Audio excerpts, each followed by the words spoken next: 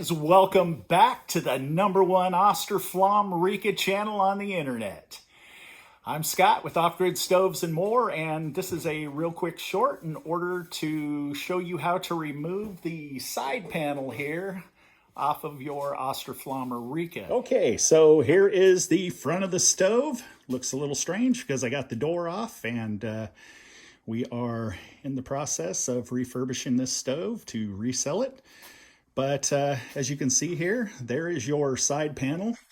And if you look right inside, you will see I put 2 silver screws there for them to stand out. And as you can see, it is screwed down, holding the panel tab that slips through the wall of the hopper. And if you unscrew those 2 center screws, your side panel can be removed. Okay, here is my beautiful assistant. She is taking out the 2 center screws. There's one.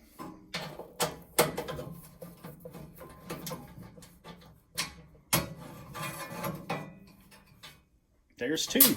Now what she's going to do is she's just going to grab the panel and then pop it off. Now down at the bottom here, you will see that you have 2 pegs down there. On some other like RIKA models, you'll have a little different design of peg. Still the same thing applies. And that there is how easy it is in order to remove the side panel. Why do you need to remove the side panel?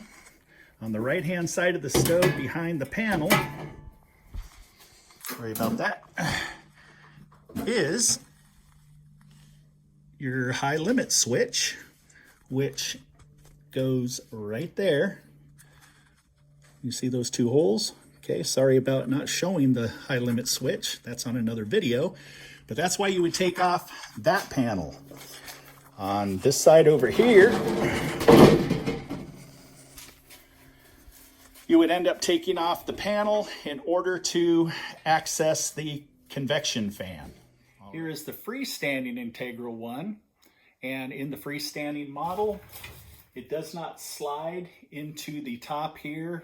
It actually has screws that go through your hopper that attach right here like so, that you will see inside. It's going to be 2 screws about this far apart. On both sides, you just take that out and then you're just going to tilt it away. And then here is your RIKA Integra II, which pretty much is the same. It's going to have the connection down lower in the hopper. Let me just adjust this here.